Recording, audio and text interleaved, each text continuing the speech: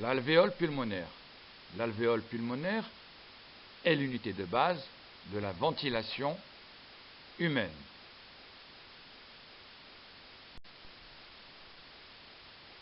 Les alvéoles pulmonaires sont le lieu des échanges gazeux. Ils forment des grappes aux extrémités des bronchioles terminales. De forme arrondie, leur diamètre est de 100 micromètres à l'expiration et il augmente jusqu'à 300 micromètres à l'inspiration. La paroi alvéolaire est très mince, elle n'est constituée que d'une couche cellule épithéliale. Chaque grappe d'alvéole est entourée de fibres élastiques, donnant des propriétés élastiques au tissu pulmonaire. Chaque alvéole est encerclé par un important réseau de capillaires sanguins qui recouvre à peu près 80% de sa paroi.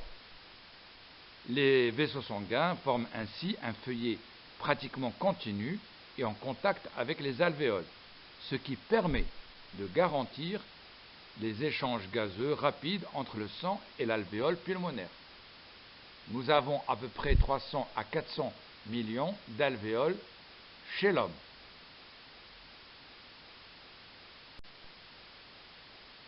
Deux types de cellules épithéliales sont présentes au niveau de l'alvéole. Les pneumocytes de type 1 et des pneumocytes de type 2. Les pneumocytes de type 1 sont des cellules aplaties de faible épaisseur. La faible épaisseur de ces cellules favorise des échanges gazeux entre l'air alvéolaire et le sang. Elles représentent ces cellules pneumocytaires de type 1. Elles représentent 95% de la surface des alvéoles. Mais il existe aussi des pneumocytes de type 2. Elles sont responsables de la sécrétion d'un mélange constitué de protéines et de phospholipides qu'on appelle le surfactant alvéolaire ou tout simplement le surfactant.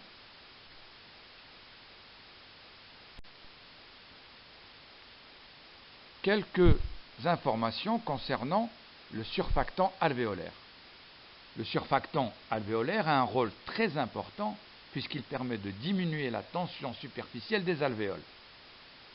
La tension superficielle est une notion que nous avons vue en biophysique en S3. La pression à l'intérieur d'une alvéole pulmonaire est liée à la tension superficielle. Elle est régie, cette pression à l'intérieur, par la loi de Laplace, P égale 2T sur R.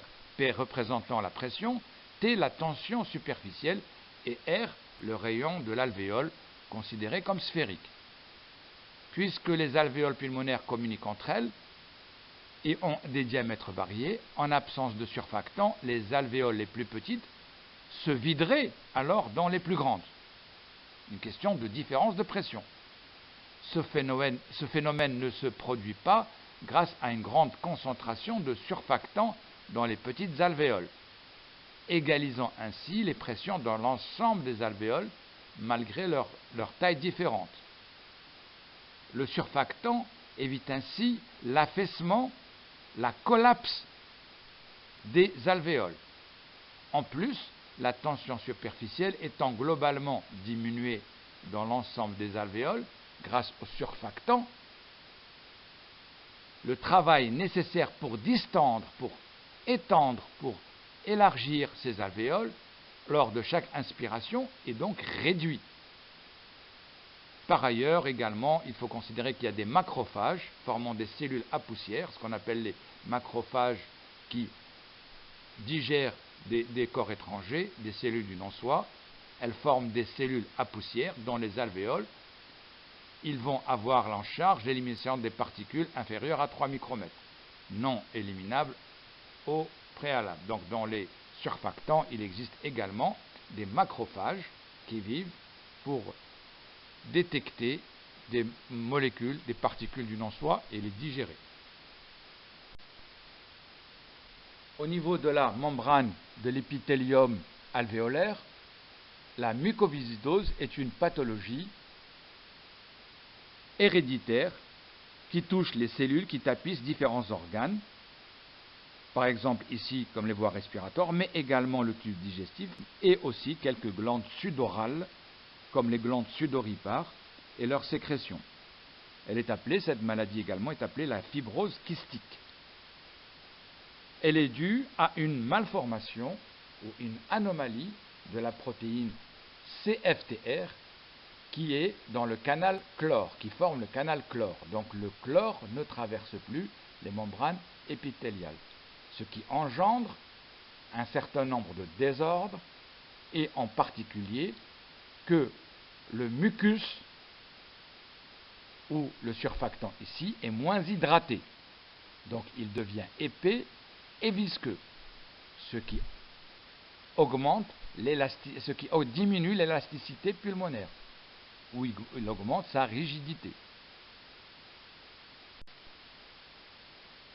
L'irrigation pulmonaire, qu'on appelle également la vascularisation pulmonaire, permet de mieux voir l'importance du réseau vasculaire à l'intérieur de nos poumons. Ceci permet un échange adéquat entre l'intérieur de l'alvéole et le vaisseau sanguin, et que l'oxygène peut ainsi rentrer dans le système sanguin et le dioxyde de carbone peut ainsi en sortir.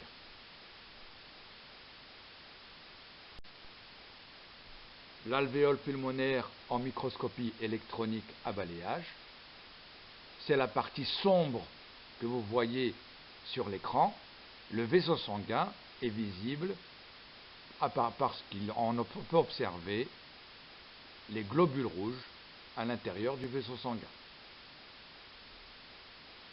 Voici également la vascularisation pulmonaire extrêmement dense.